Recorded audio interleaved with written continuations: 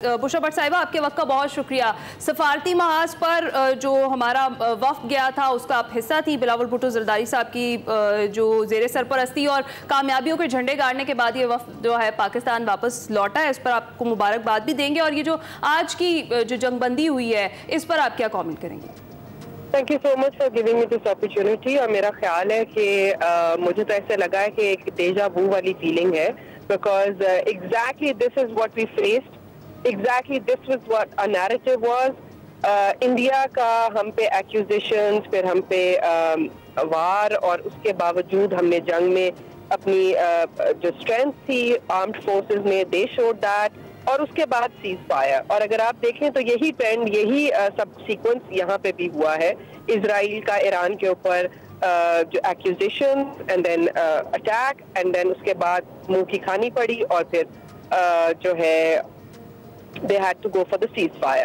So what I'm trying to say is what our narrative was, इस पूरी हमारी जो वहाँ पे डेलीगेशन गई थी वो peace promote कर रही थी। And I think we've proposed the idea that if we do not abide by the treaties, if we do not abide by the organizations that are there for peace, तो the world will be chaotic. ये अब हमने कुछ अरसे में, कुछ दिनों में आपने क्या देखा, नुकसान हुआ, chaos मचा, और end result क्या था? ceasefire. So मेरा ख्याल है the world needs to understand one thing, that war and flexing of muscles is not the solution to the problem here, and we should all stop this bully behavior, because I refer to it as bully behavior, because जिस तरह India को आप देख रहे हैं कि they walked out of the Indus Water Treaty, it was a bilateral agreement, one cannot walk out. और UN ने भी हमारे साथ अग्री किया, हमारी डेलीगेशन के साथ जब हम वहाँ गए, हमने नैरेटिव दिया that Pakistan comes with peace, but peace with responsibility. Our Prime Minister's prerogative is peace and trade, and that's about it. बिल्कुल बिल्कुल। तो बुशरा भट्ट साहिबा, बिल्कुल हम हुकूमत पाकिस्तान की भी यहाँ पर स्टांस को देख रहे हैं, और उनके स्टांस के मुताबिक जो तदब्बुर का मुजाहरा किया जा रहा है, और जिस तरह से हमने देखा कि जो आलमी कुव्वतें हैं वो भी तस्लीम करने लगी हैं, इसमें काबिल तहसीन है जो हुकूमत और अफवाज पाकिस्तान की जानिब से किया जा रहा है। लेकिन इस वक्त आप सिचुएशन को कहाँ जाते हुए देख रही हैं? जंगबंदी को कहाँ तक मुमकिन होता हुआ देख रहे हैं? देखिए, मेरा ख्याल है कि राइट नाउ ये 2-3 दिन बहुत क्रिटिकल है, because if Israel stands by, Israel or Iran right now, they do not stand by the ceasefire, then we have another issue at hand, which is India, because हमने वहाँ जाके बड़ा clearly बताया, we appreciated the Trump government for the ceasefire for Pakistan and India, because you see our prerogative should be, our focus should be our country as well. तो अगर हम जिस चीज को ceasefire कह रहे हैं, Trump, Modi was constantly referring to as a pause. And this was a major concern, and this is the narrative we went with as well, to highlight this. So, agar Israel or Iran ka ceasefire doesn't happen smoothly, and both the countries don't abide by it, then we have another issue with India as well. Because you see, अभी जो trends हैं, अगर ये lapse कर रहे हैं, एक दूसरे को देख के सारा कुछ हो रहा है, so we could be facing another problem. This is my observation, right? Okay. So what I'm trying to say is that right now, these 2-3 days are very critical. Because अगर ये दो ममालिक सीज फायर को नहीं respect करते, तो then Pakistan has a big issue as well to look at. Okay, अच्छा, जिस तरह से डोनाल्ड ट्रंप जो हैं वो ये कह रहे हैं कि वो उम्मीद ये करते हैं कि ईरान इसराइल ये जो जंगबंदी है अब ये हमेशा के लिए होगी, और डेफिनेटली वो इसमें अपना किरदार भी अदा करेंगे। आप आगे चलकर देख रही हैं ईरान और अमेरिका को मुज़ाकरात की मेज़ पर? देखिए, मैं आपको दो सिचुएशंस को पैरेलल चलते हुए देख रही हूँ, क्योंकि मैं बार बार पाकिस्तान की बात करती हूँ, because obviously that's our country, and उसको जिस तरह कश्मीर का इशू जो है, जब तक वो कॉन्स्टेंटली लिंगर ऑन करेगा, तो ये मसले मसाइल हर 6 माह बाद उठेंगे।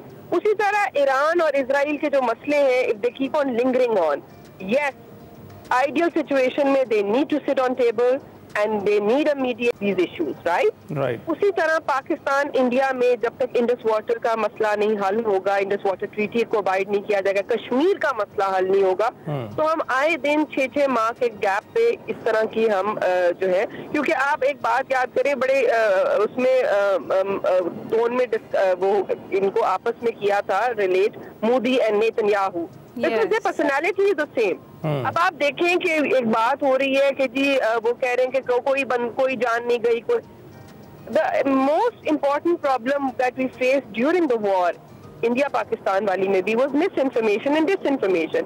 That creates a lot of chaos as well. अभी भी ग्राउंड की रियलिटीज जो हमारे नुकसान हुए हमने क्लियरली बताया. इंडिया ने तो लाहौर में पोर्ट बना लिया और कहा जी लाहौर का पोर्ट तबाह हो गया. And this was another issue that we raised